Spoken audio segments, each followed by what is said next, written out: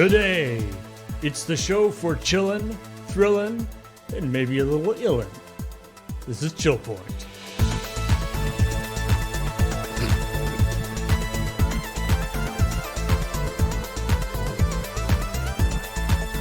If we have time. Hey everybody, welcome to ChillPoint. Unfortunately, we are minus a Heather today. Yeah. But we shall endeavor to move on. We shall do what we can to go on without her. We shall beat on, backs against the current, etc., etc. Oh, Molly's making soup. I should make soup. I'll have soup later. I'll make soup later. So, welcome to ChillPoint, show where we talk about the week's video game news as well as the episode of Checkpoint that went up yesterday, which was a particularly, I won't say controversial, because basically everybody agreed. Yeah, fair. But it was a particularly venomous episode in some ways. In no ways did it... Strong opinions, I guess. It wasn't trying to incite people to some, like, foment some sort of, rancor or anything. Let's say, actually, it's fair. It was designed to foment rancor. Let's be fair. It wasn't trying to create a controversy that didn't already exist. It just tried to spread the word about, hey, if you haven't heard about this, this is literally the way things are, and all we can do is just tell you that's what's happening. And I mean, let's. So I don't want to spend like a ton of time on the Roblox story, because we did cover it pretty thoroughly, both in the episode of Checkpoint and then in the after show. But we should spell it out for people who maybe didn't watch Checkpoint like you should have. Yeah, basically the idea here, the central theme of the story is that the creator, the sort of your cut as a creator in Roblox. Yeah, developer or creator created. I don't know the third party created things in Roblox.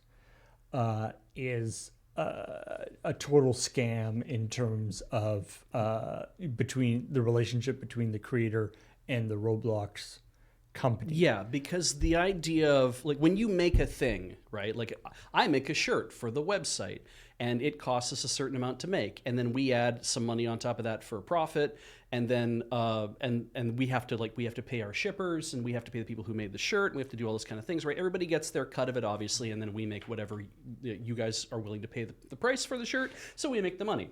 It's a fairly, like, the chunks that are involved all kind of make sense when you see them, right? And so that's natural capitalism. And Roblox's take on natural capitalism is that if you make a thing for them, then you have a lot of fees that you're going to have to put up. They've got, all the... So to just start doing it, and it feels a little weird. It feels odd. And then you realize that as the more that you sell, actually the more you're paying. It feels like... It's not a pyramid scheme. It's not a pyramid scheme. No. But it feels like it's extractive in a way that's not natural capitalism, I guess. As a side note, that's something that I find a little annoying when talking about sort of scammy things. Yeah. Is that a pyramid scheme is only one type of scam. Yes. Not everything that is a scam. Things can be very bad while not being pyramid schemes. It's true. I remember people talking about the FTX stuff, and the whole that all collapsed with the because they were taking money out of one side and using it to pay they were doing for loans on another side, but all using sorts that of money nefarious to come stuff. back. Yeah. And people were like, "Oh, it caught this pyramid scheme." It's like, it wasn't a pyramid scheme. No, it wasn't like they were taking money and then they were like, "Oh, look at these big results that you're getting. Here's some money back." They weren't giving people money back. They were just taking money and be like, "Okay, now we have this money." Yeah. It was far, like, a pyramid scheme is it implies a certain level of sophistication that just wasn't there. Yes. Yeah. There's a if you want to see a blockchain related or cryptocurrency related Ponzi scheme, check out Ponzi Coin. on the fucking package, it says, "This is what we're going to do with this money." I mean, I can kind of appreciate that they're like, okay, yeah. They told you on the website, this is what's going to happen, and then we're going to pull the rug and run away. And then when they did, everyone was shocked. Anyway,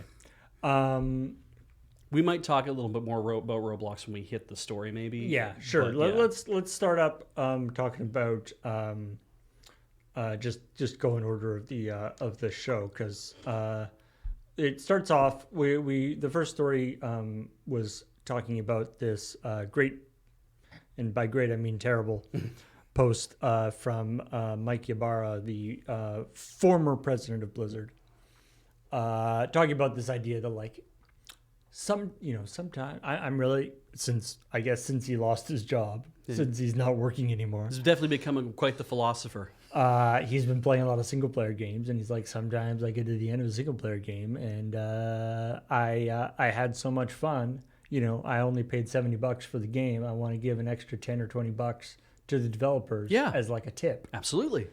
And what's great about this is what I like about this story is the like Venn diagram of hornets nests that this steps on. Right. With like, because we've only,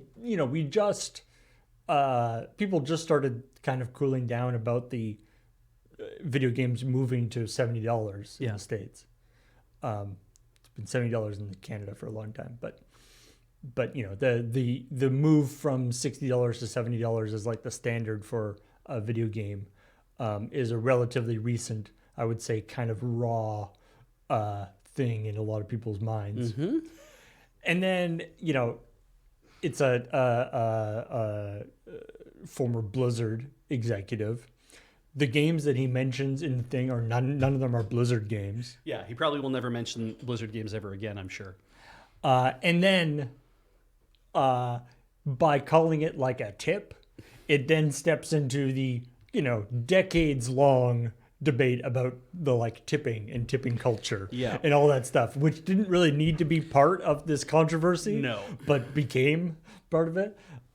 So yeah, I appreciate the amount of chaos that he was able to create with sort of one tweet, although of course tweets can be quite long now. But anyway, this idea of tipping, and I mean, I think the best thing that came out of this was something that I saw people replying to him with, and people talking about in our comments, being like, obviously, as Graham said, if you, the idea of tipping in the sense of somehow giving extra money to the developer, that's obviously just going to go directly to the publisher, and therefore, the CEO or whatever. It's not like it's going to go to the people who really worked on the game. Yes. And so the best thing I saw quite a few people talking about, especially if it's indie game where there's less levels between you, the consumer, and the people who actually created the game.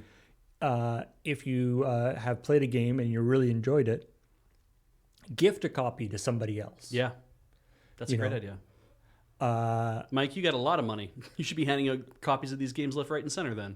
And so, not only is that, supporting the developer, but that is also getting somebody else to play the game and maybe creating another fan. And so what's interesting about that then too, because the similar arguments can always be made where it's like, well, then if I liked a game and it was $60, I'm just going to say 20 actually. Let's just say 20. I bought a game. It was $20. I really liked that game. And then I'm like, I'm going to buy that for somebody else. So I spend another $20 and I give it to them, whether it's, through whatever means, but I give them another $20.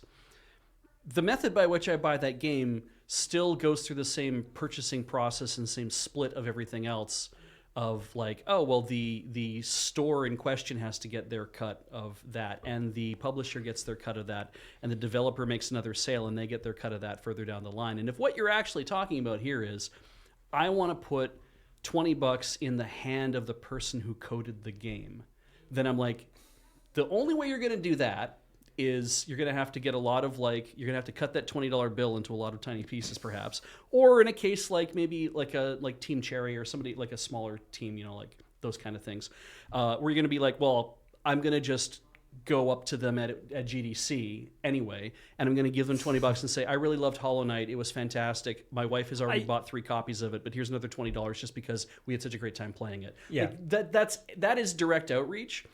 I have a story regarding that I haven't followed through on. It's open-ended. I like Henry Rollins. I think he's a really fun, interesting dude to watch talk.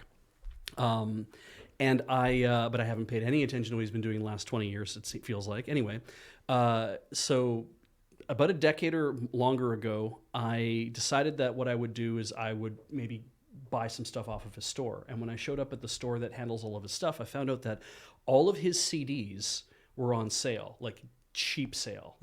And I'm like, oh God, I can buy like everything he's ever made on CD, and it'll cost me about $100 American.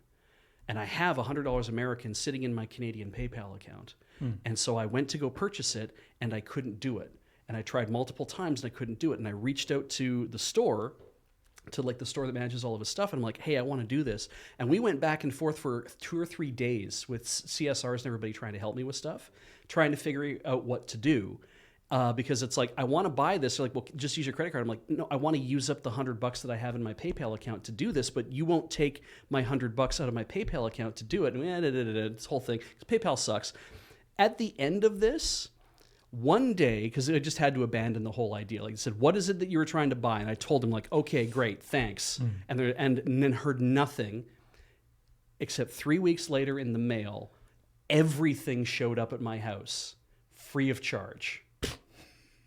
They were just like, fuck it. And they just mailed me. I don't know if they talked to Henry or his assistant Heidi or what they did, but just a chunk of everything that he made showed up at my house. And I was like, oh my God, this is the coda, right? That I have that hasn't been written yet. I'm like, I still have $100 US in my PayPal account, and Henry Rollins is out all of the money that he should have got on these CDs. And I'm like, well, the next time I see him do a show, I'm going to have to get $100 into his hand somehow and be like, 15 years ago, this thing happened. Thank you so much. Here's the $100 that I owe you for that. Go have a meal somewhere in Canada on me, essentially. And I'm like, that's the direct outreach thing is what I like, that idea. Like, I'm not advocating that you should come up to us at a convention and be like, here's $20, thank you for all you do. But people have done that to us. And I think that's what people mean when they say, I want to tip a creator like that. I was going to say, in general, I would probably not advocate for just like going up to developers and trying to shove money into their hands. Yeah. But, as people in the chat have mentioned, Itch.io has ways of like you can overpay deliberately for a game, right? And obviously, many smaller developers have a Patreon, or they'll be, or keep an eye on whether they they're kickstarting their next game, and get in on that kind of stuff too, right? Absolutely. It's funny because somebody in the comments, in the YouTube comments, did say, you guys come down, and I don't think they're trying to be crappy about this, but they're just saying, you guys come down on the side of, tipping is a bad idea or bad behavior, and I'm of that opinion. I'd like to see that go away, but we're not getting into that. But they're like, you guys come down on that on the side of the show, but by and large, what you do is reliant upon people tipping you. And I think about that, and I'm like, I don't know that it is the same way, because I'm just out here doing this. And if you put money in the kitty, that's on you to decide that you like the thing that you saw, which isn't quite the same thing as a tip, where a tip is like, I'm serving you specifically, and then you are, magnanimous enough to deign me with some money so I may see my way through the winter. I'm like, there's a very different attitude, and I'm like, what we're doing is more akin to busking. Very, very professional busking. Yeah. Yeah. Yeah, anyway, and then the other part of the story was talking about the new Overwatch Mythic Gems? No, Mythic, Prisms. Prisms. Mythic Prisms. Which Go to Prism. I believe this makes it there's at least 3 in-game currencies in Overwatch now. Oh, really? Oh, okay. I know there's like Mythic Prisms are an additional currency above the regular like Overwatch coins or whatever, like the standard currency. And Mythic Prisms can only be used to purchase Mythic skins, and you can't purchase Mythic skins with anything other than Mythic Prisms. Right. And the interesting thing, again, from the comments, someone was talking about that, that they have seen some coverage of this, and they said what people miss is that this is actually somewhat of an improvement, in the sense that they've changed the monetization of a bunch of the other stuff. And like you get a certain amount of Mythic Prisms with the Battle Pass. Or you have the potential to get a certain number of Mythic Prisms with the Battle Pass. You have to actually play, like as you play with if you have the Battle Pass, as you play and reach certain levels, you get Mythic Prisms. Okay. It's something you can earn, but you have to purchase into the thing in the first place. Yeah, you have to be on the Battle Pass, but you can't. So yeah. Anyway, sort of slightly tying into the Roblox thing, but it's I always am very these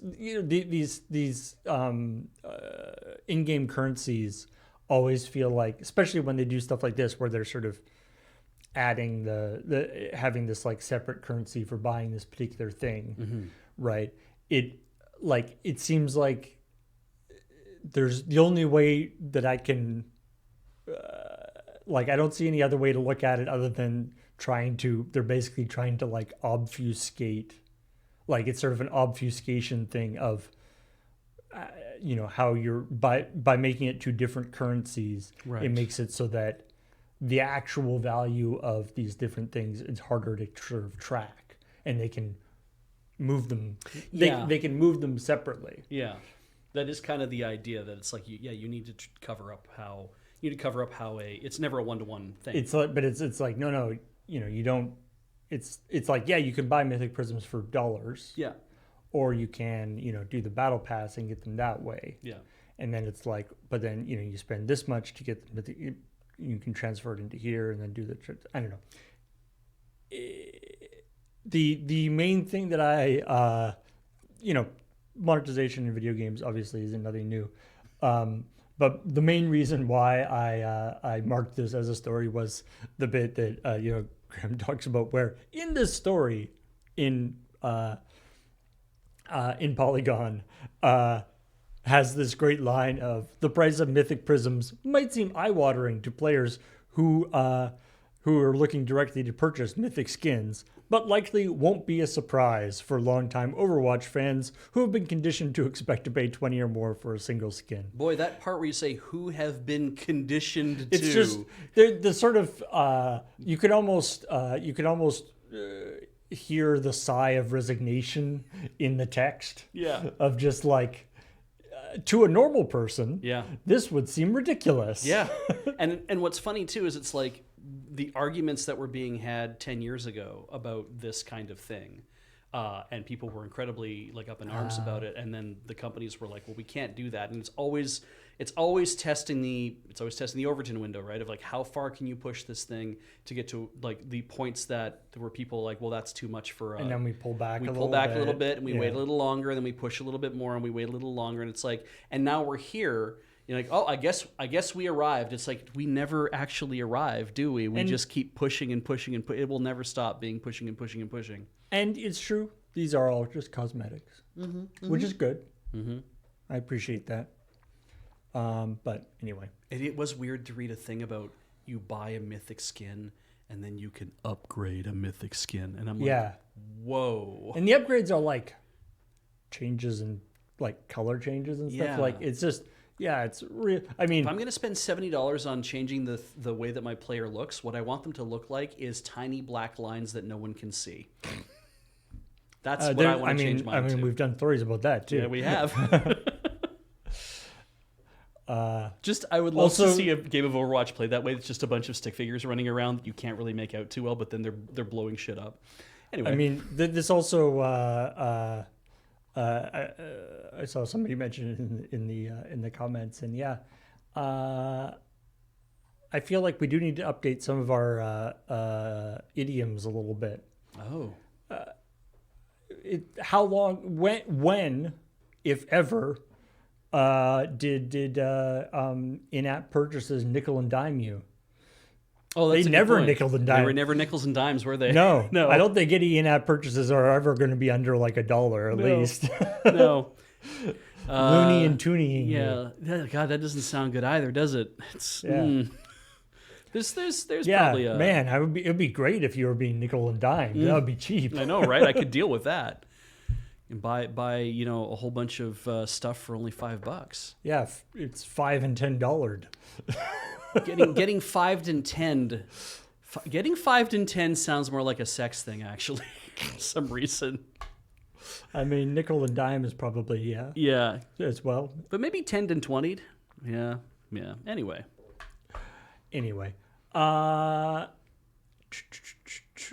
hey, Sonic. So the two things about this story. So this story is about it's about both the fact that Keanu Reeves has been cast as the voice for Shadow the Hedgehog. in the new Sonic the Hedgehog 3 movie. Sonic the Hedgehog 3 We don't movie. know if he's agreed or if they've, like, because they say they've cast him, but it's like there's been no statement from Keanu about it. We'll assume that he's accepted. Yeah. Okay.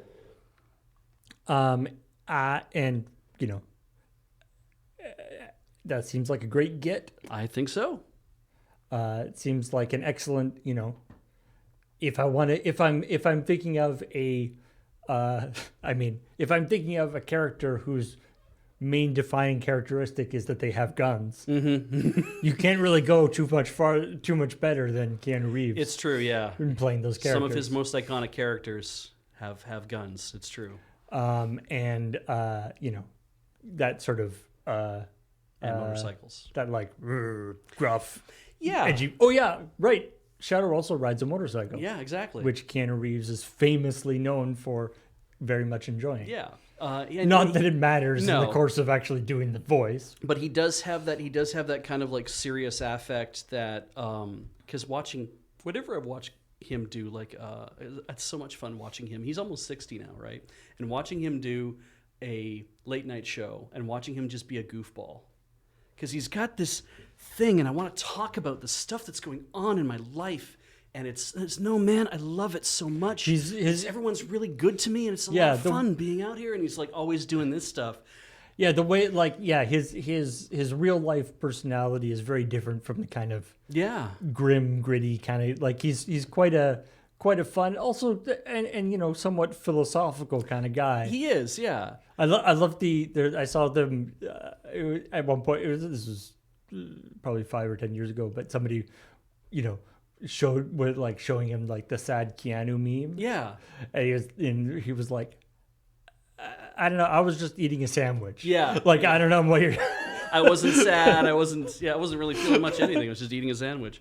It's funny too because I would love for Keanu Reeves to be my best friend. However, I also feel like he's probably very well versed in poorly timed philosophy. The kind of thing that when you sit down with somebody and you're having like you're eating a meal together, or you're watching a whatever, or like just kind of having like you're kind of just breathing in each other's space, right? You're not really having a conversation yet or whatever, and then they drop some real serious shit on you, but the serious shit they drop doesn't make any sense. Like the way that they put it just is like. Because I feel like I would spend a lot of my time just being like, what the fuck are you talking about, Keanu? And like, I get you now. Like, I get you now. But it feels like I'm always going to run into like, I don't know what you're saying. I feel like that's got to be like an occupational hazard for literally, you know, like Keanu Reeves, Carrie-Anne Moss, Hugo Weaving, like all of the main characters From The Matrix? from The Matrix, and the Wachowskis. Oh, yeah. Like, you know, they probably constantly get the, like, you know, you're stuck in an elevator with somebody and they're like, oh, my theory about the thing. And, you know, You're having to deal with that. Dude, I was just an actor on the show. I don't know what deeper themes were going on, please. Out of everyone you mentioned, I think the only person who actually doesn't get that is Lawrence Fishburne. Lawrence Fishburne? Yeah. I don't think anybody would bother doing that to him, but yeah. But anyway, so yeah, he's doing the voice, which seems great. Yeah. Although there is the, you know, I always have a slight thing about like Stunt casting? yeah, well, not even it's that, like, you know, getting the fact that he is good with guns and likes riding motorcycles and stuff doesn't actually mean that he's good at being a voice actor Yeah. of a character who does those things. Yeah. You know, maybe I like it when they actually use real, you know, when they actually use professional voice actors for things I agree. rather than getting, you know, celebrity actor. But, you know, that's how it is.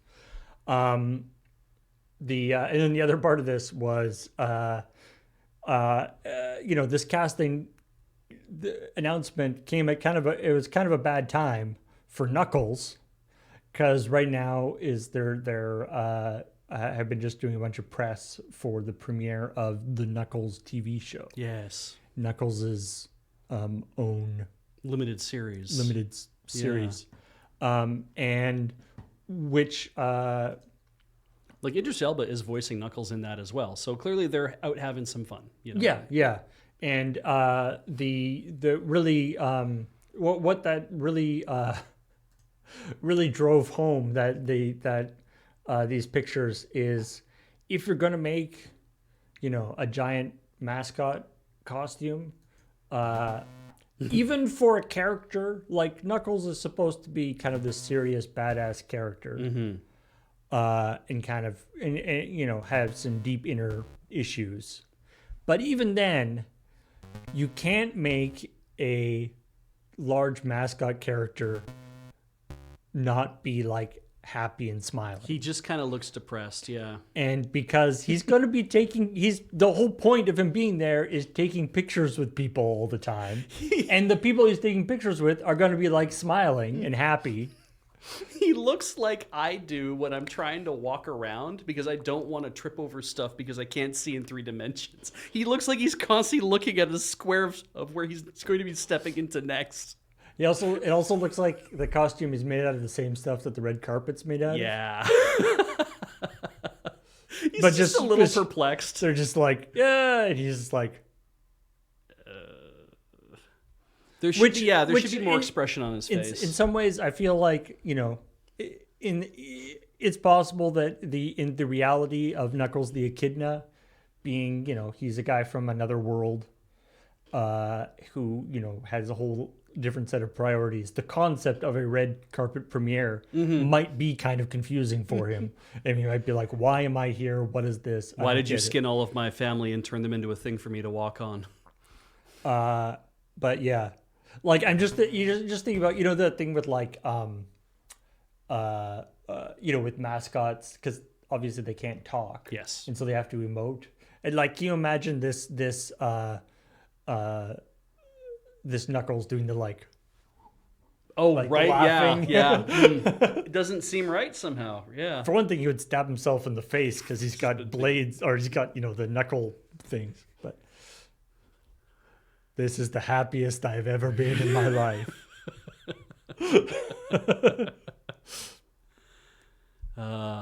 Anyway.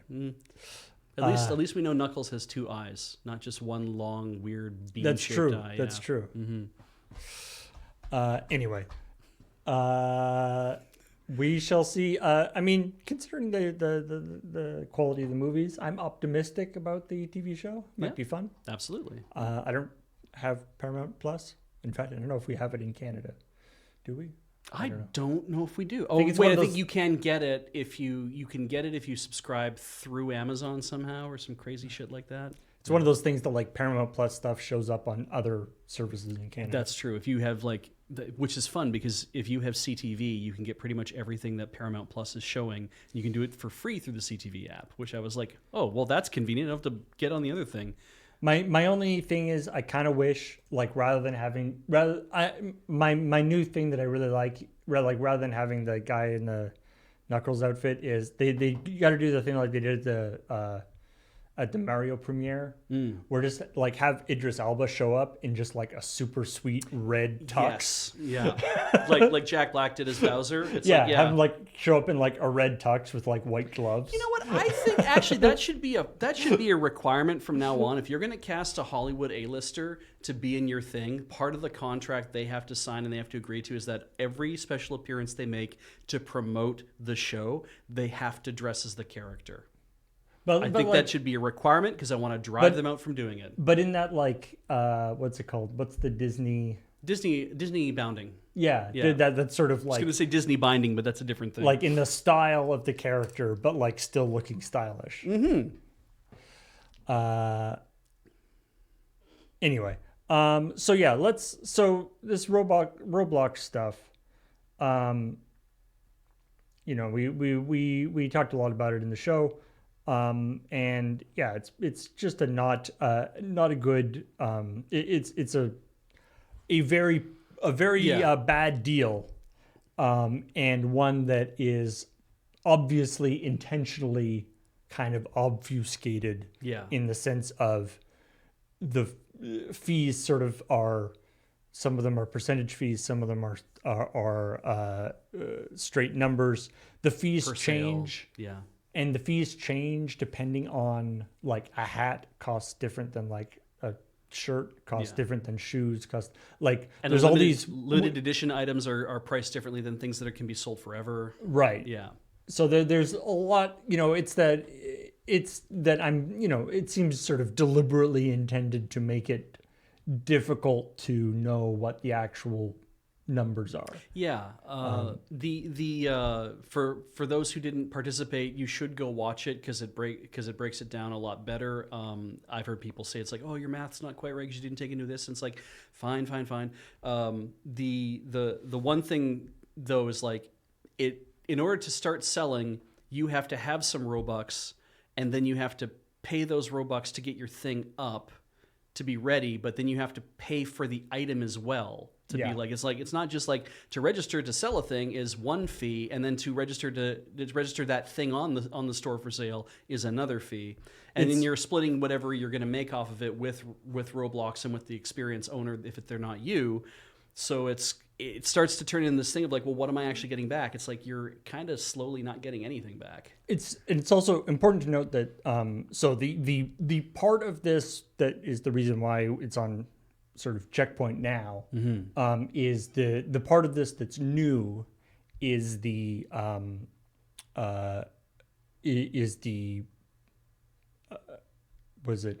publisher advance.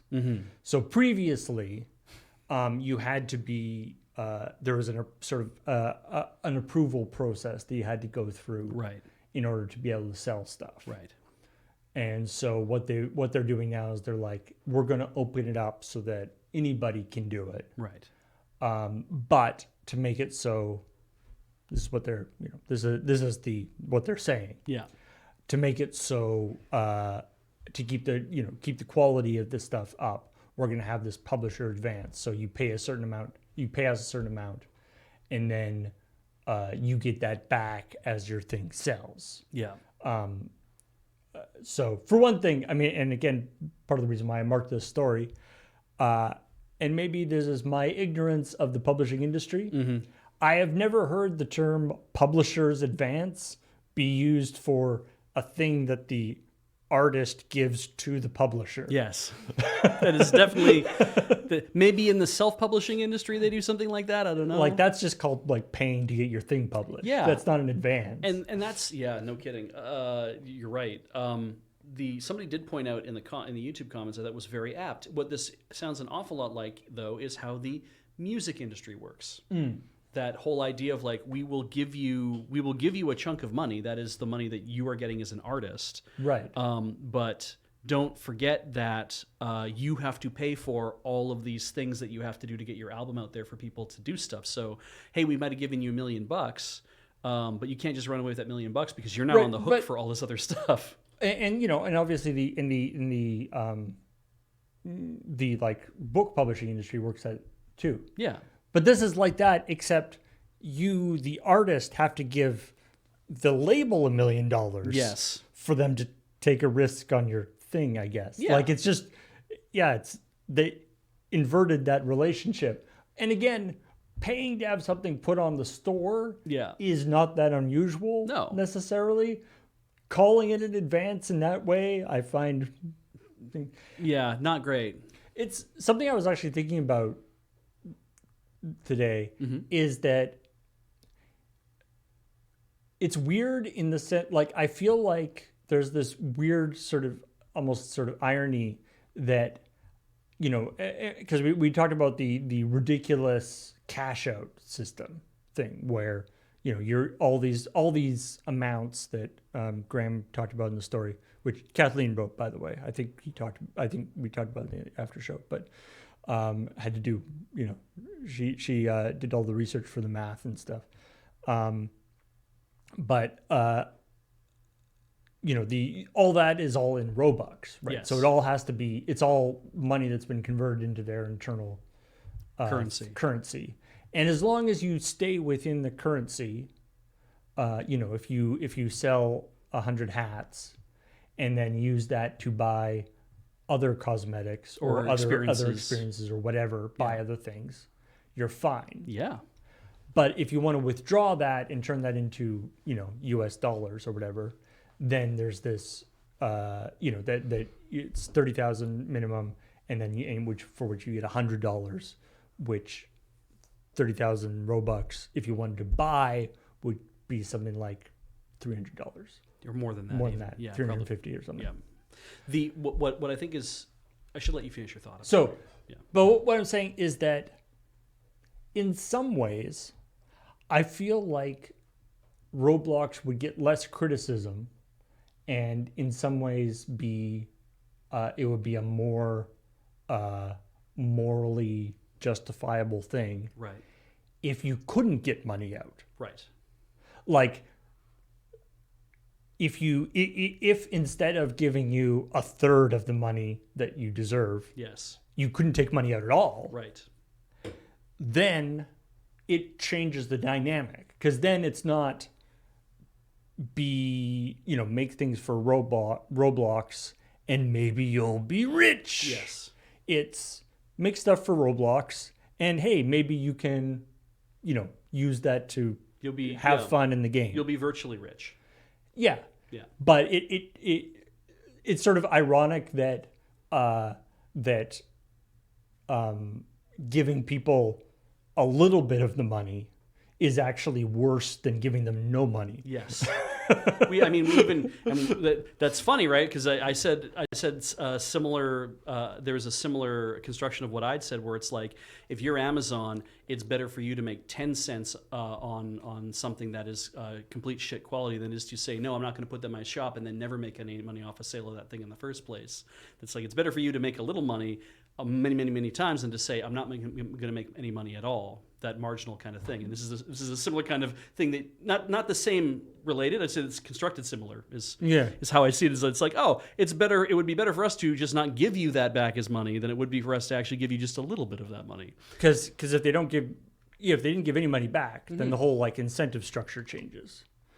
Yeah, because it's all sunk. It's all sunk into the system, and it's like the economy that exists within there is just the only economy you have to pay attention to at that point. Yeah, and it would probably be a lot less popular because there wouldn't be this idea that you could get rich by it, which is a fallacy. If you could do that thing though, where you could be like, well, somebody wants to. It's like I need 5,000 Robux to buy a thing, and my dad's not going to give me. His credit card, so you make some stuff and then you can make 5,000 Robux. It's like, okay, so you have an economy, you have a way to be able to do that kind of thing. If somebody on the other side of the world is like, I need 5,000 Robux for something and I have $50, and then they come to you and you're like, oh, I'll gold farm for you kind of idea, right? It's like, I've sold 40 million hats, and I have 5,000 Robux that I can sell you for $50, and then there's a shadow economy going on within Right. Roblox, which is funny because I don't know if you can transfer Robux back and forth or not, or maybe you say, well, I can give you 5,000 Robux, but the way I have to do that is you have to make me a hat in a store that costs 5,000 Robux, and I will buy that hat off of you, and there's your 5,000 Robux or something. Actually, here's the other. Here's a fun like additional aspect to the great Roblox economy. So you have to get, there's the minimum you have to do to take it out. Okay. To take out your Roblox or your Robux that you've earned from selling your hats or whatever. Right.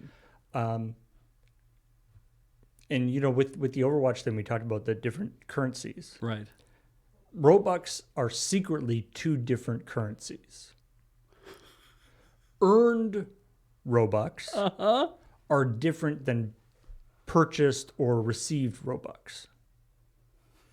So there's various ways in the game to earn Robux. Yes. And you can buy Robux. Sure. Those Robux cannot be exported. Huh. The only Robux that can be exported are ones that you earned through the developer thing. Okay. So if you've got, say, like 200, if you've got like 29,990 Robux that you've earned As a developer. you'd be like, hey, I could just buy, 10 more Robux. Off of somebody else. Or That'll get me up to a 30 and then I can pull them all out. Right. No. That does not work. Or just earn another 10 in the game by doing something. It's like, no, you can't get any of it. It's the $0.0035. So yeah, it's 0.35 cents. Yeah. For the 0.35 cents is the amount you get when you pull it out. 1.27, I think, is what it works out That's to. correct. Yeah, 1.27 cents when you is what it costs to buy in.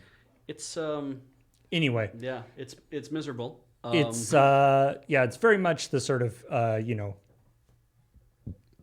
and people in the comments made the comparison to whatever company script. Yeah. Yeah. And it's definitely like if Roblox had the power over people's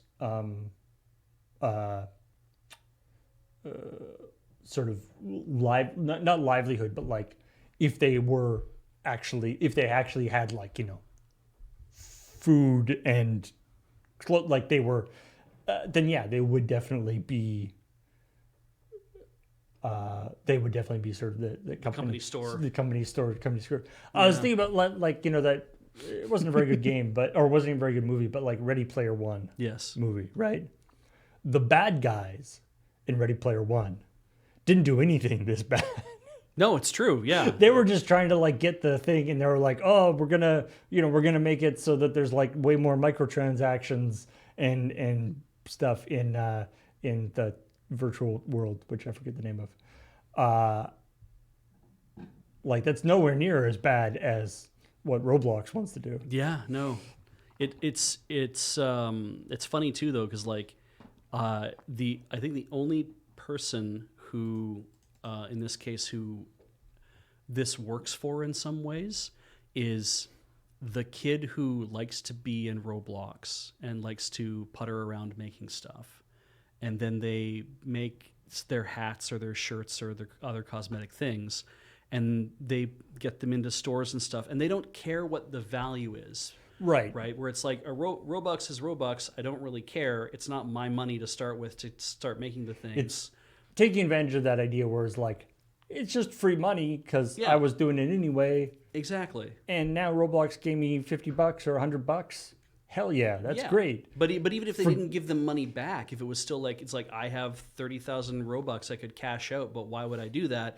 Why wouldn't I spend my 30,000 Robux on enjoying other experiences, buying other things, keeping that virtual economy running, like just keeping that flow circulating around, and being like, you make a big floppy dink for a hat, and then you sell it to 100,000 kids out there because it's funny that they all have a big floppy dink hat, and you've made 10 million Robux and you're Robux millionaire, and it's like, sure, you could try to cash out, but maybe you don't care. Maybe the whole thing is like, I can buy everything in Robux now. That's like, that can be very tempting to a kid who just wants to make their whole life Robux until they're 18 years old and they decide that they don't want to be there anymore. And they, it's like, I made all this Robux and who gives a shit about it, right? About a third is between 9 and 12. By the way, you have to be 13 in order to cash out. Minimum. Anyway, let's move on to this one of these cool. I don't know. I'm a sucker for hardware hack stories. Me too. I think this is a great hack. If it came off that I thought it was stupid, I don't. So yeah, this is a story about somebody who has made a GBA, a custom hacked GBA cart that you can put into a GBA and basically makes the GBA act as a Bluetooth controller to control a Switch. Yeah. So that you can then play your Nintendo Switch Online, Game Boy Advance games, or whatever. Because of course it only has 2 buttons, so you can't just play like random Switch games with it very well. Yeah, exactly. You'd kind of lose some. I mean, the thing is though, you kind of could because everything just maps to Bluetooth controls. That's true. So the fact is, you could use this as a PS5 controller if you want to. It's an 8BitDo02. Right. Ultimately, at the heart of it, right. So and the thing the thing costs like $89 or whatever. Yeah, which is pretty expensive. It is expensive, but that's partially because it's based. It's got like this 8BitDo. It's got this built into it. It has the processor and it has another part from the 8BitDo that presume that just obviously makes things a lot easier. Presumably, if you wanted to mess around, you could like do your own Bluetooth controller. Yeah, if you could throw together a stack and figure that out. But that would be a whole extra level of complexity. Yeah. The fact that already you're disassembling, desoldering and reattaching stuff from the 8BitDo controller is pretty sweet. Yeah, I love the idea that it was ultimately just a hackerless hacks are kind of the thing, right? Where it's like, I've made a thing that is a hack, but when you get it, you can just put it in and take it out, and it's done nothing to affect your overall stuff. Neither the Switch nor the GBA have actually been affected at all. Yeah, exactly. That's what appealed to me about flash carts when they came out for the DS, is that I was like, oh, this is literally, okay, I put this in. And I know that other flash carts have kind of been like that for years as well, but I'd always had this sense that, having to take stuff off of a cartridge or do any sort of other kind of like, ROM piracy or stuff in that way involved complicated machinery and whatever else. It's like, this is literally just a thing you put an SD card in, it has stuff in it, and then you put it in there and you can run a game. And I'm like, wow, okay, yeah, that's way easier for me to understand how things work. And then, of course, as I've gotten older, it's also been like, the more complicated a hack is, the more appealing it is, just from the sense of like, and then I have to solder this thing, and then I have to change this thing and put in these bodge wires and do all this stuff. I'm like, oh, that's really cool. That's really interesting. But it sucks because I'll never do it. On that note, here's a story that we didn't talk about. Yeah. That I just saw this morning. Check this out. A modder has taken a Wii. Oh, yes. And repackaged it. As the short stack. Yeah, he called it the short stack. This is a regular Wii. Now it looks like a giant, right? Now, what's important here is that he has made a set-top box that plays Wii games in a little box. Yes, that's not what's going on. This is entirely composed of real Wii hardware. Mm-hmm. He's taken all of the motherboard. Scroll down. He's got pictures. Yeah, we'll show you. They've taken the motherboard of a real Wii, chopped it in very specific spots, desoldered components, and then resoldered them onto custom-built daughter boards. Yep.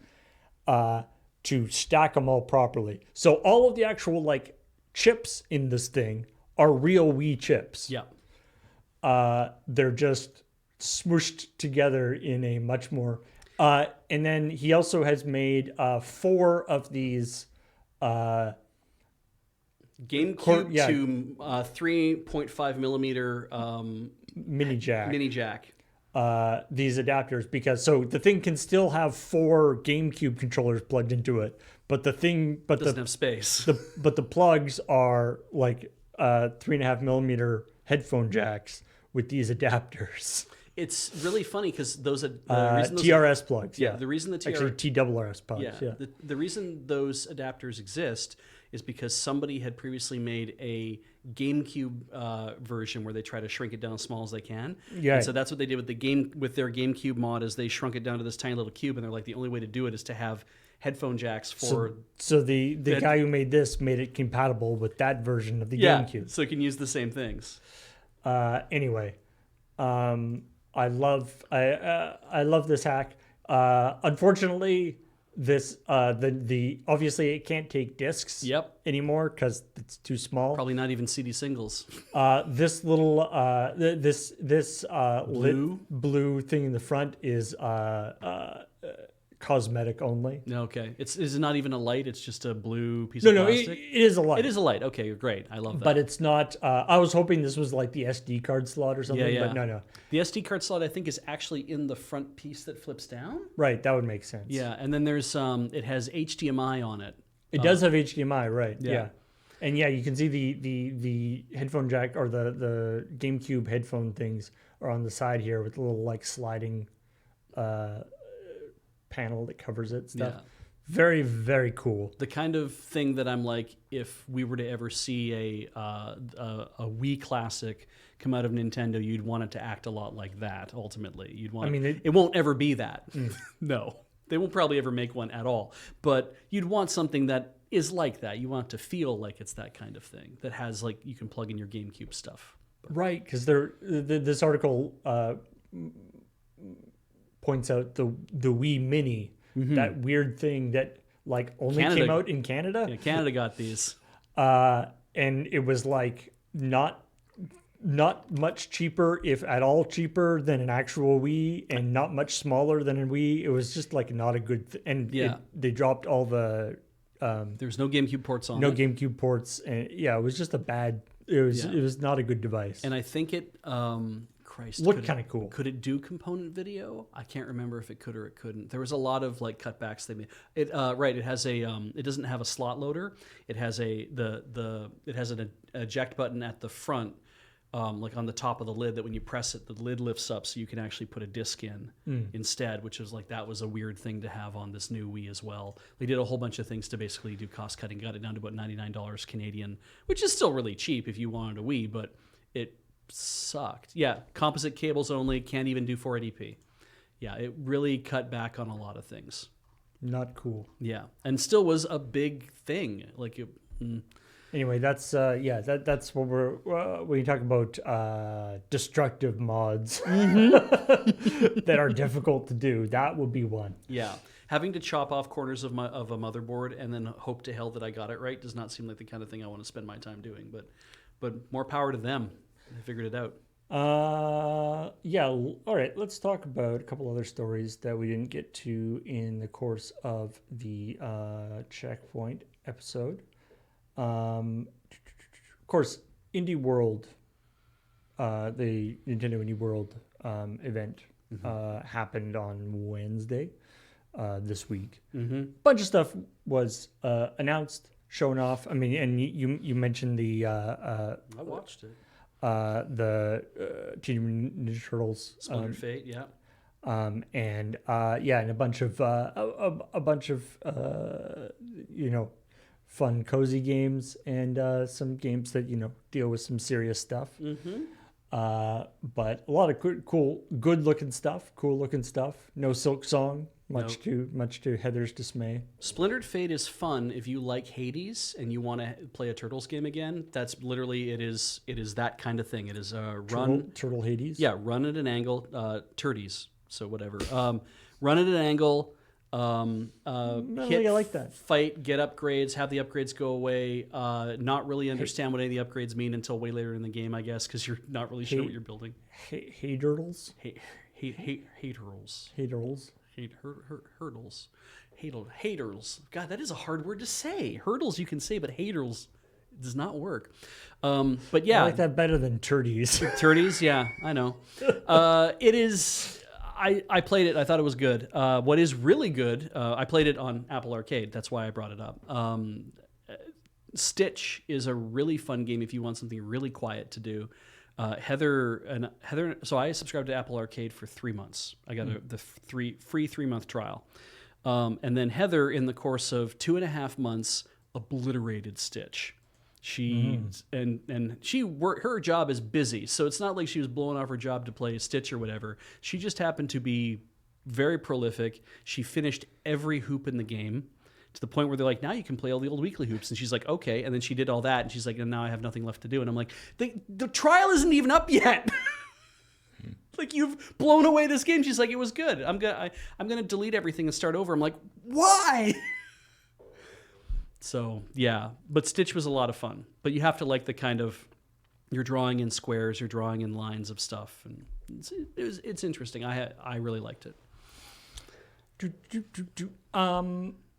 Here's something. I think this previous iterations of, not this necessarily specific thing, but a similar story have shown up on ChillPoint. Okay.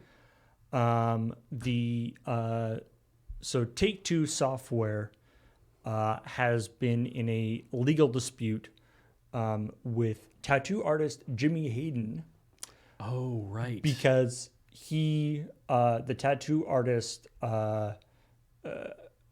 asserts that he owns the copyright to LeBron James's tattoos. Yes. And obviously LeBron James is in the game, is in the latest NBA 2K series. Yeah. With all his tattoos. Absolutely. From a full body scan or whatever. And so the tattoo artist asserts that he owns the copyright to those, and he has to be compensated for that. Right. Separately. And, obviously this is, it opens up some serious questions, because then it's like, every tattoo artist has owned money from every person who has a tattoo that shows up in a video game. Well, and it's sort of, there's, the lawyers in this thing get into it, where it's like, sort of, do you not own your own likeness? There's that too. The idea that LeBron would have signed over rights to his likeness when he signed up to be in the video game. And so the idea that part of your likeness can be owned by somebody else because you've got tattoos is an interesting concept. Mm-hmm.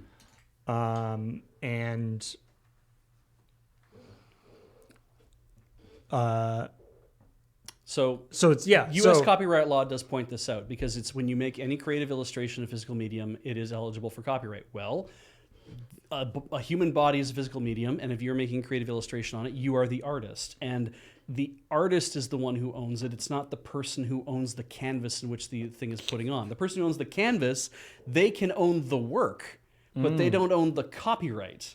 And like, to me,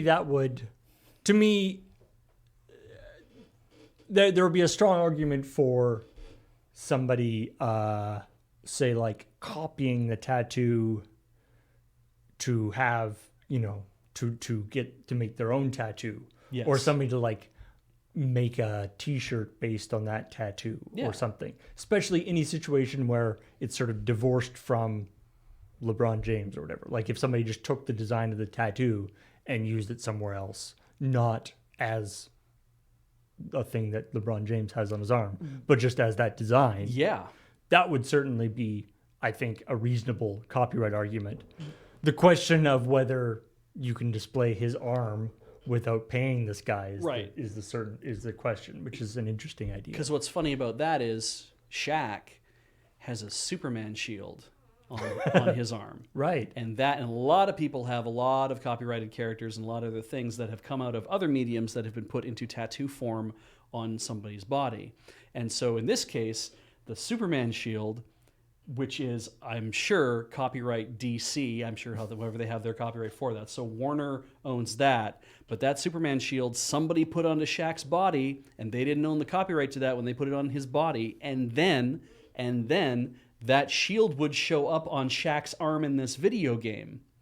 So if the copyright artist came saying, hey, hang on a second, I drew that onto his body and I own the copyright, then Warner Brother asshole division come rolling along and be like, you don't own the copyright to shit. We own that shield. And in fact, Shaq, you owe us money for putting it on your body, even though we tried to have you in a Superman film. Now, of all the sort of situations where this could be an issue, I feel like video game is probably one where, the idea where they could, easily go in and, blur the tattoo on the skin, change it in a significant way. Yep. So that it still looks, from a distance like during a game of basketball, you probably can't see the tattoo that well. Yeah. So they could put something on the in-game avatar of of LeBron James that would not violate the copyright and thing. Unlike say like a movie or something where it's sort of a fixed thing, they could easily update the skin. Yeah. But it's sort of I think it's also just sort of like a matter of principle, because I would imagine like if this there's a lot, not to stereotype, but there's a lot of basketball players that have tattoos. They sure. Oh, there's a ton of them. And basketball is a game where you play with bare arms. Yeah, right. Not like in football, because like in football, there's gonna be a lot of football players who have them too, but they have to play in like big uniforms, full sleeves. Sometimes you never get to see the tattoos that often. Yeah. Boxers, on the other hand, box in shorts and sometimes smaller tops for women's boxing. But it's like if you have tattoos there, well, wrestlers is another thing too, right? They actually mentioned that in the story. The WWE has their WWE video games have had to deal with this as well. Yeah, it's this is not by far not the first time this has come up. Yeah. Anyway, it's an interesting question. In this particular case,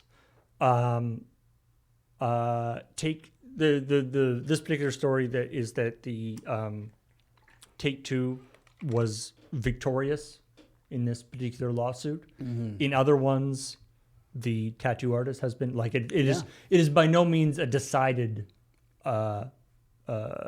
question. Yeah, it seems to be depending on the circumstances and the particular agreements around a particular person. And it's hard to pick a position in general, because on the one hand, it's like, well, a tattoo artist generally is not like a superstar. They're not making the money that the player is making, even in that case, right? They're, anything about making artistic work is knowing that you own the copyright to it, knowing that you can earn something. Because I don't want to just say money, but you can earn value from the fact that you are the person who controls that image. And if somebody comes along, because if you were to pass court precedent that basically says, okay, but the moment you put it onto the body of a person, like the moment you express it in that way, it's like that means that what you own is you own the right to that as a tattoo. But what we are doing here is a digital representation of that on not a real human body. It's on a bunch of triangles. It's a texture, right? Like that kind of thing. So it's not a tattoo. So then at that point you're like, okay, well that means that if I fucking paint something and somebody comes along and they photocopy it, because it's not a painting, it's just a photocopy, it's printed on poster board, like when the medium changes, that should not affect the art that's being created. And that's been how, I guess the more surprise is that you would think that we're at this point somebody who is, a public figure and whose likeness is being used all over the place, you would think that there would be a pre-existing agreement for this, that if anybody out there is embarking on a career as a professional athlete and planning on getting some tattoos, maybe get some stuff in writing about the licensing of that tattoo. It's funny too. It might cost you a lot more for the tattoo, but presumably if you're a professional athlete, you have that. It's gonna be quite the thing for like the 18-year-old, 19-year-olds, the ones who are playing like college ball or who are like up and comers as boxers or stuff like that. I mean, I don't know how recent. Like, if he got these tattoos when he was a kid, then obviously it's different. But it does make you wonder. I'm like, at what point does anybody getting a tattoo does that become important for any reason to somebody else? Because what if reproducing? What if I got a tattoo, but then reproducing me digitally in a video game or some other sort of thing becomes a popular thing to do in 20 years because I have all of a sudden become notorious for some reason, and they need to capture the tattoo that's on my arm or my face or whatever. It's like, oh, do I own the right to that? It's like, well, I never thought that would come up as a problem. Yeah, I wonder if Mike Tyson's got that. He's got to have that for his face tattoo. That was a thing. Apparently, somebody brought up in chat. They said that that was also a litigated problem as well. So I love my favorite on-screen tattoo thing was I saw a show, very short-lived show that was hosted by Steve-O. And Steve-O has many tattoos in all sorts of, all over his body. Right. He was wearing a shirt and stuff for this, so most of them are covered. But he has knuckle tattoos. He has "fuck" and "shit" written on his knuckles.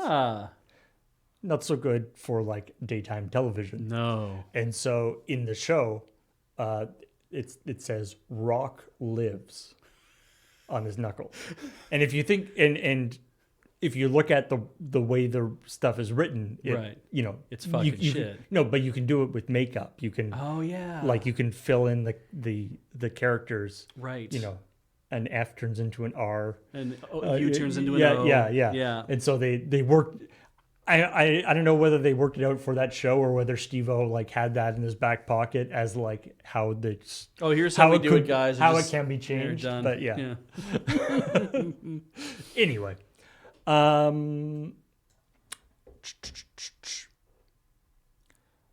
What else we got? Probably, Sokar probably wasn't edited frame by frame. It was probably literally he had to have it done with like a permanent marker with or something. Makeup, or with it's a TV show. Exactly. Like it was TV show. I'm sure it was just done with makeup. Yeah. Exactly.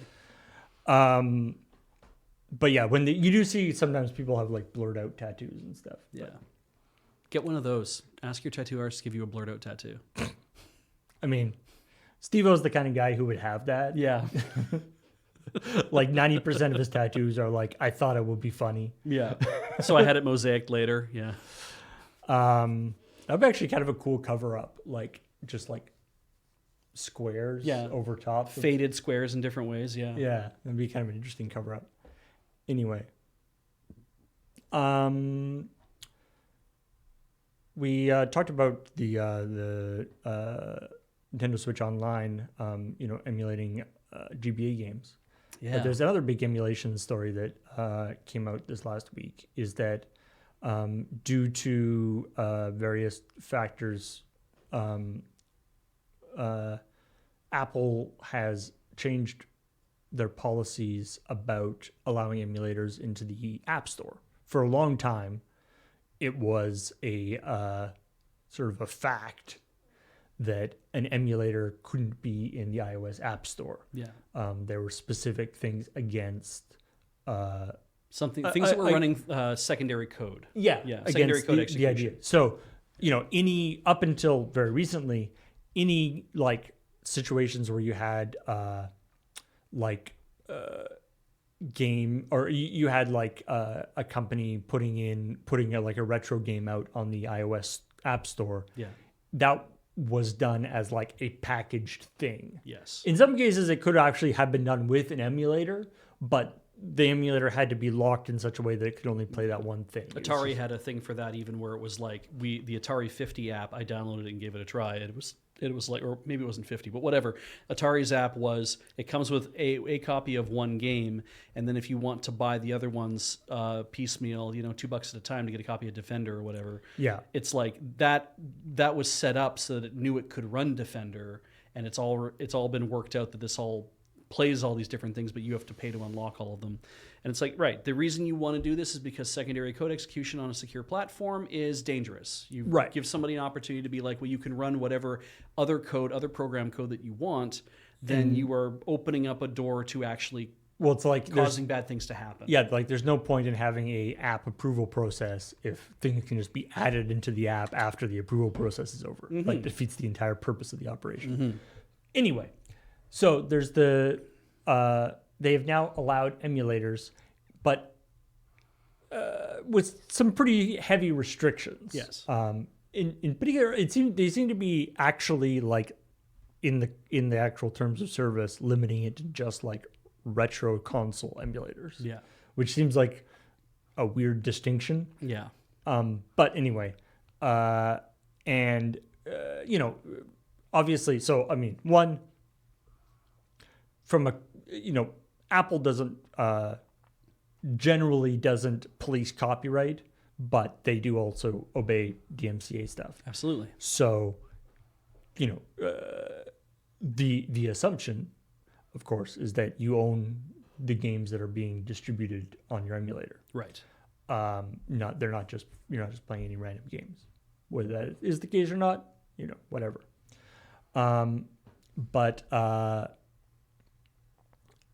So anyway, this has opened the door that emulators can come out which can play all sorts of different games. The first one was called IGBA. Yes.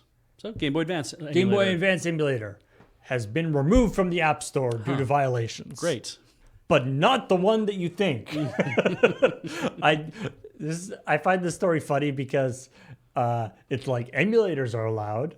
Turns out the IGBA emulator was made from it was compiled from source from code that the person did not own. There's another emulator I believe called GBA for iOS.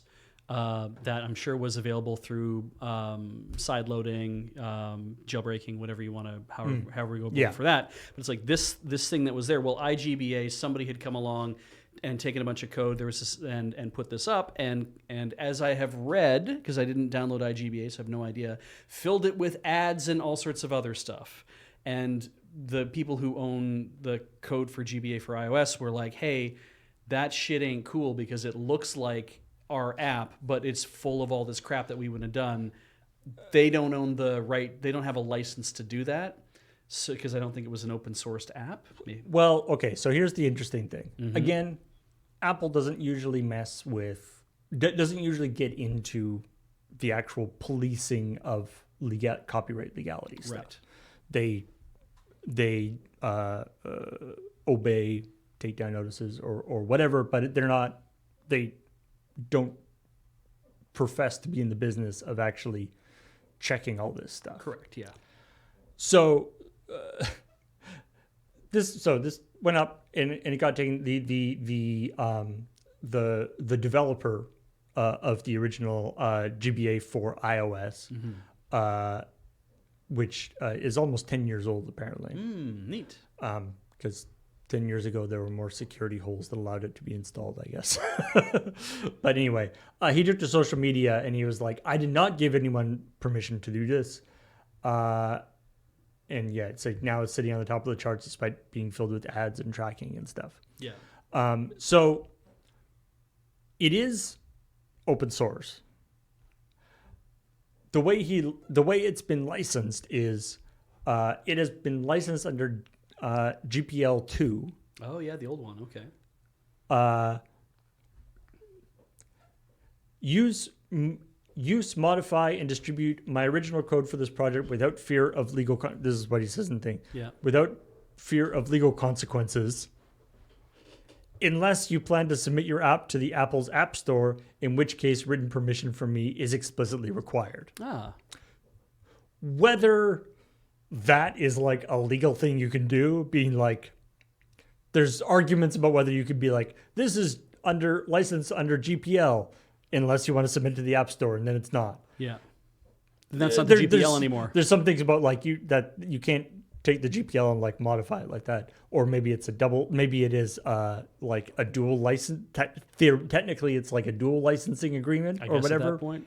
Anyway, the argument is kind of moot because it was removed, and the person whoever submitted it originally doesn't seem to be interested in disputing that. Mm-hmm.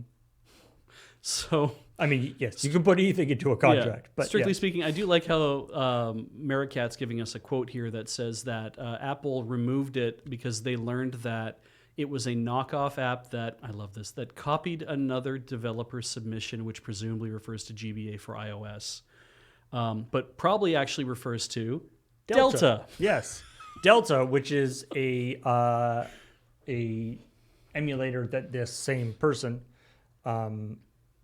has been working on.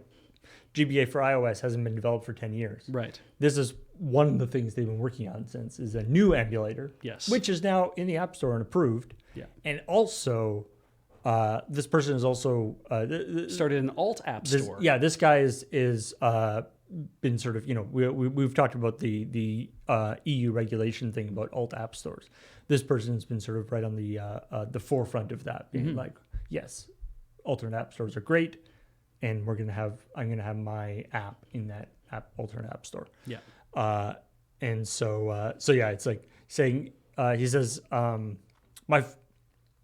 my frustration stemmed entirely from the fact that we were ready to launch Delta since last month. And this whole situation could have been avoided if Apple hadn't delayed approving us until after changing their rules to allow emulators. So they were like ready to go, but the iOS App Store didn't allow emulators. So they're like, okay, we'll do it in this alternate app store. Yes. That we're going to get off the ground. And then Apple was like, actually, emulators are fine. And also here's IGBA, the IGBA guys got right in there. Yeah. And the guy's like, what the fuck? We were good. Oh. There's been some sense as well. And I'm like, I don't know. I don't know how important this is. Because like Delta is because when I went to the App Store to try to find Delta, I couldn't find it. Like when I searched for it, I could not find it on the App Store. Ian, however, was like, yeah, go download Delta. It's available right now. I'm like, okay, cool. Like, I don't know why I would, though, because I don't want to play GBA games on my fucking iPhone. I want to play them on my GBA. Well, I know where you can get a Bluetooth controller for a GBA. I know, right? So presumably that would work. Yeah, you could probably load it up on there and then use your iPhone as a Bluetooth controller for your Switch. Because the iDo or whatever do the 8-bit Do? 8-bit Do, yeah, presumably works as an iOS controller as well. If it's just a Bluetooth controller, you could use it to control your own phone. And anyway, there's been some speculation that the reason why Apple pushed so fast, though, to get iGBA out and to get Delta in, was because AltStore Pal, which is this person's AltStore Pal launched, and therefore, oh my God, it launched, and there's this Game Boy Advance emulator that's free for you to download, so you can emulate Game Boy Advance games on your iPhone. And therefore, if we don't have that in our store right away, like at the same time or before they can launch theirs or whatever, then everyone's going to go to the alt store and they're going to do that. And I was like, no. Is that, sorry, where did you see that? Somebody was, wherever the hell that I was reading something, there was this idea that was being postulated. The reason Apple pushed forward on this so fast to get Delta in the real app store is so that people wouldn't know about the alt app store. And it's kind of like everyone's Europe is going to know about the alt app store. And also Europe is only 19%, 12%, whatever it is. It's a small chunk of their overall market. It's like, yeah, my dude. GBA emulator for iPhone is not the killer app you think it is. Yeah, like it's great, it's cool. Yeah, but yeah, I don't think that's going to be the make or break. Yeah, 80% of all iPhone users have not been clamoring to play Game Boy Advance ROMs on their iPhone. Keep that in mind too. People are going to have to go find ROMs for these things, and you're like, well, that's not impossible. I know it's not impossible. We're smart. We understand that. There's a lot of people who own iPhones who know nothing about this shit going on at all. So I don't think it's the push that these people think it's going to be. That's a problem, I think, like writ large, actually, is when we get really into our hobbies, our interests, the things that we love, right? Like, I love Dune, right? Yeah. And to find out that, oh my God, it turns out a lot of other people love Dune too. And then you think about it a little bit more and you're like, actually, no. A lot of people don't love Dune. What a lot of people love is Timothée Chalamet and Zendaya having a love story in the sand. And they're like, I will totally go watch that film. And when that was kind of revealed to me as a thing, it's to be like, right, Dune's going to do very well. I'm going to be happy that Dune does very well as a movie because I'm going to get a third movie out of that. But it had nothing to do with the hoi polloi feeling like it's like, oh, well, I must have Dune in my life as well. 80% of the people on the planet don't give a shit about Dune. Dune, love story in the sand. Yeah. That I feel like that sounds like one of those like really bad like translation. Yeah. Like this is like the the Turkish translation of the title that then gets translated back into English. Yeah. Like, the German translation, the title they used for Dune was like for Dune was like the Sand Planet or something like that. Like it's very and they kept with it through all the republications and for everything else. They didn't just decide, we should maybe just decide to call this Dune. It's like, no, Der Wassenspiegel or whatever the hell they've been using. They've been using it for decades. Like, never changed the name. And I'm like, I don't know why. Yeah, Der Wustenplanet or whatever it was. It was like, I was like, don't. Yeah. What I'm looking forward to, though, Paul, since I'm talking about Dune anyway, I am looking forward to tens of thousands, hundreds of thousands of people who have never been exposed to this before. All these young people who absolutely adore Timothée Chalamet, finding out that the entire time he's been turning that Paul Atreides is literally Turbo Hitler. That's going to come as a big shock to a lot of them when they watch the third movie. Paul's not a hero. There's some nuance there. There's a lot of nuance. It's true. Yeah. That's definitely. Let's get back on the show, maybe. Yeah. Finally. Anybody still play Pokemon Go? I don't. If you do, you may have noticed a recent update that changed all the avatars in the game. So like the human figures? Yeah. Okay. So they pushed out an update last week that developed a new that changed how everyone looks. And people are not happy about it for, I think, legitimate reasons. Everyone, yeah. So for one thing, the general consensus is that everyone is uglier now. Oh, I see. Okay. I believe the new thing is there's no sort of male or female body. There's just the body. Oh, interesting. Okay. Which is not it's kind of like a dumpy body. Oh, okay. And people are like, but what? I was a sleek anime child before. Yeah. A bunch of the paid for costumes don't fit well anymore. Oh. Huh. And some of them have been removed entirely. Is this like a subtle dig at the fact that instead of being like a fit anime child, that now you're like a ham with a bunch of sausages? Because you've been sitting around and not going outside? Is that the literally, idea? I mean, the press or the stuff from Niantic is literally like, we wanted to make them look more like our our players, or more realistic. You guys are fucking ugly, apparently. Wow. I can't wait to see what these look like because I haven't seen them yet. Yeah, so here's some hats put a big dent in your head. I mean, Heather likes it when costumes clip through the bodies. Like, she loves that about Hatsune Miku, where she can be like a pumpkin head with a big duck bill or whatever. So here are some examples. This person, is on. So in general, so a couple of things people have talked about that they don't like. Okay. So if you notice, in general, the avatars are taller than they used to be. Oh, good. I'm glad you said that because I'm I literally cannot tell the difference other than one's a little taller than the other. It's not looking but you that notice different. They're taller. Yeah. But their arms are their arms start higher and end lower. Oh, yeah. They were before. So they've got weirdly long arms. I mean, I knew a dude with really long arms, so okay, it's fair. And short torsos. Weirdly, yeah, and as opposed to the more sort of anime styling as they were before. Interesting. So, I mean, your legs are half of your body, so, but you don't think that when you look down. Why are you doing this? God, this just ads everywhere. It's so miserable. Oh, that post has been deleted. Anyway, you can see before, after, and the skin colors have all changed. Oh yeah. Rather than being kind of that, very richer tan, it's a darker brown. Yeah, there isn't really a tan, that sort of tan anymore. Right.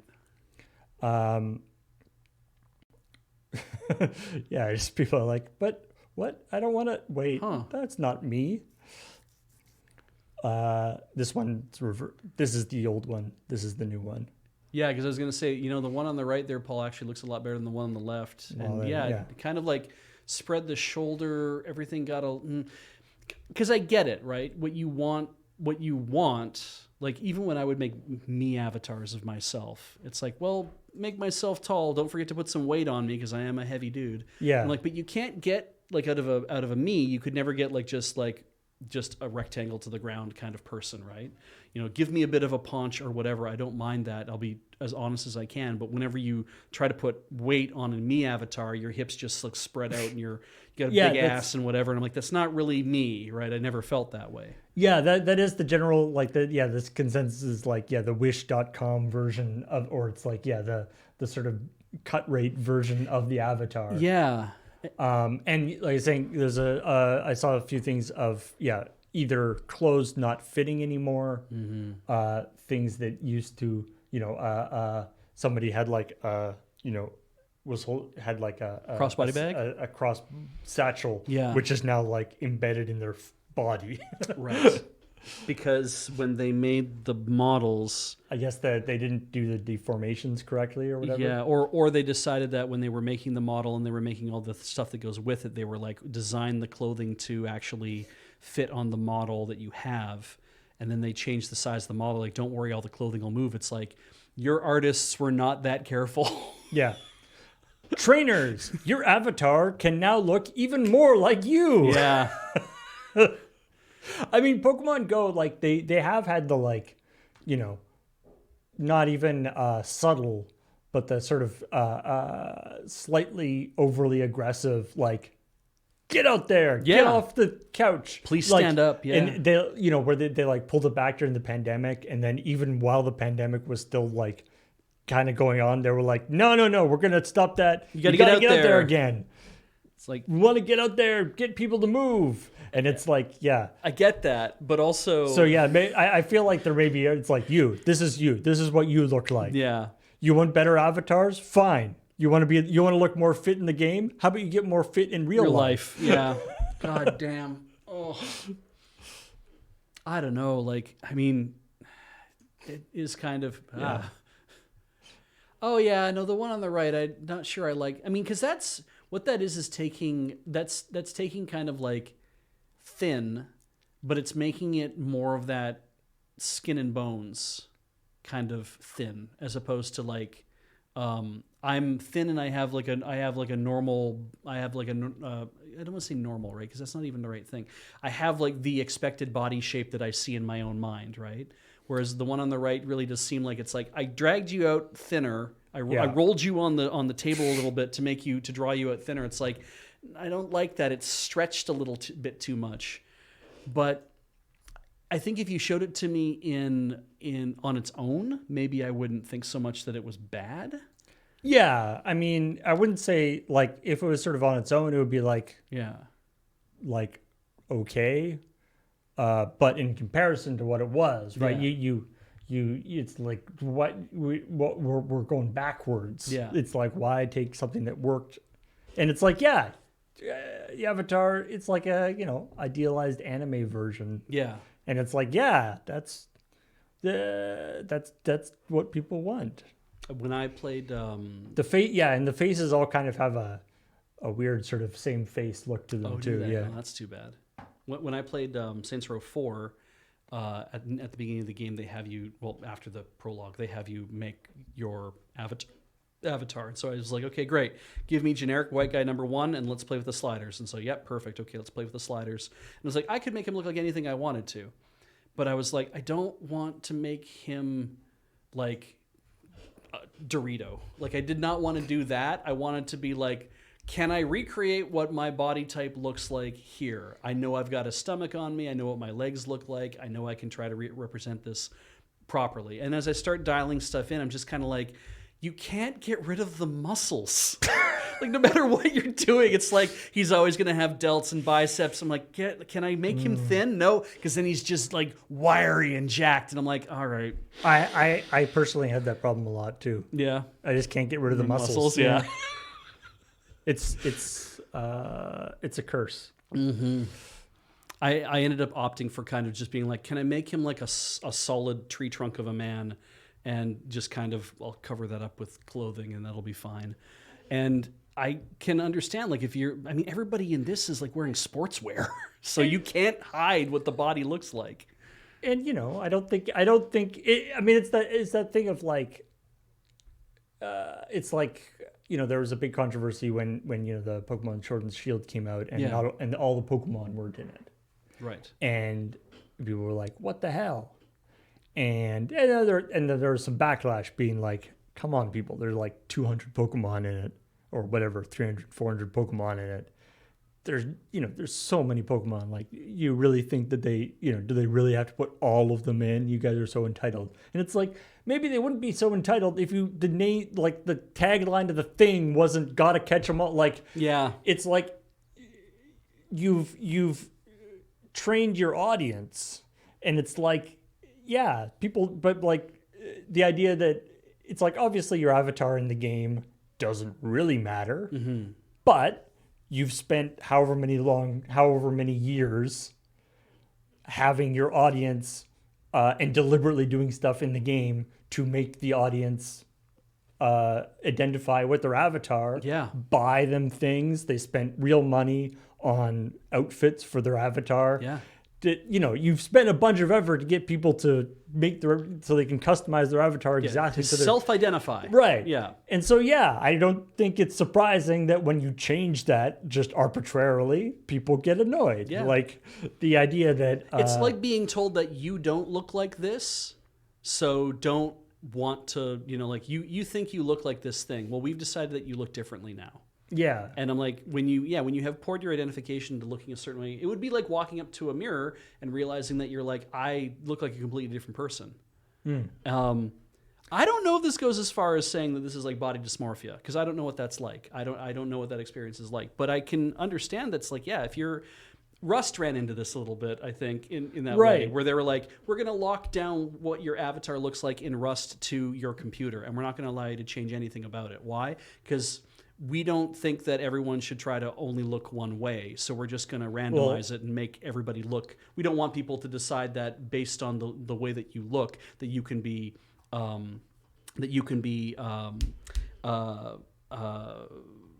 Christ, what's the word? You can be ostracized because you look a certain way in the game.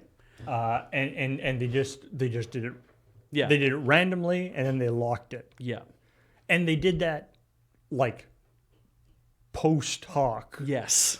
Like everyone just suddenly woke up one day with a different avatar than they had before. Yeah. In some cases, a different, race. Yeah. Or color. And I do think that's very funny, because I think it's a very telling lesson for a lot of people. But in this case, it's like, right, this is something that didn't really need to change at all, and you are playing with somebody's own impression of how they're testing out their body typing. Like, I want to be represented by this image. This is who I identify as when I play this game. Yeah. So anyway, if I had a Pikachu, I'd look like this. And there's also a great picture. I couldn't find it, but there's a great picture I saw also of like the guy was like standing, and he had like an Eevee on his shoulder, and the Eevee is like tilted like way over because like his shoulder is in a different spot than it was before. Yeah. Oh man. I like this. Somebody says about how do you, like, the feeling of, I don't look the way I expected. It's like aging provides that experience. It's like, you're not wrong. I looked in the mirror the other day and I got in close because I'm like, do I have any crow's feet around my eyes? And I don't, because I keep wondering if that's at what point that'll show up. But they did tell me when I was young, you're like, your skin is so dry just naturally that by the time you're 40, you're going to have terrible wrinkles. And 44, I haven't had terrible wrinkles. And then I looked at my forehead and I was like, oh, wait, there's all sorts of wrinkles forming up there I've never seen before. Oh, no, it's happening. And it happens slowly and insidiously, and it will get you too. No. Chad always stays the same You're age. right. That's kind of nice. I get older and Chad stays the same age. Well, now you made it weird. Not fun for anybody. Yeah, you made it weird. All right. Let's call it there, in fact. Great. Thanks everybody for joining us. And if you haven't seen this week's episode of ChillPoint, I highly recommend you check it out. Probably next in the list on this channel. Yeah, it's probably somewhere near this video on the sidebar or something. And they do, go into more detail about the some of the Roblox stuff. Although, not as much detail. I'm sure there are deeper dives, that aren't limited by. There are some really good ones. I think People Makes Games makes a good one that on Roblox, and there's some 4-hour deep dives. I'm sure. Although limited to sort of how depressed you want to get. Yeah. But it is definitely a weird situation, and it is it's not an encouraging thing. Yeah, and there's sort of in the extra sort of level of weirdness or of unfortunate things where, because Roblox is explicitly targeted towards kids, then it's got that sort of extra level of unpleasantness associated with it. But if you are looking to drop money on anybody else, we are happy to accept it from you. The YouTube channel itself, by joining as a member or leaving super thanks and that kind of stuff, you can do that. But also go to our Patreon at patreon.com/loadingreadyrun. You can also check out the store at store.loadingreadyrun.com for all the great merch. And if you do follow, or if you do become a member on the LRRVG channel, this channel that you're watching right now, you can see at the end of the episode of Checkpoint, there's a card that has all shout outs to all of our YouTube members. You don't even have to wait until we're done talking. You can just scrub forward to the end and see your name. So yeah, we've opened up memberships on all our YouTube channels. It was previously just on our main channel. But we were like, what? Sometimes people don't watch our main channel. They just watch the video game stuff. Sometimes they just watch the tabletop stuff. We don't want to put any barriers between you supporting us and us receiving that support. So in whatever way you so desire, we hopefully have something for you to support us with. So thanks everybody for joining us, and we will talk to all y'all later. Bye.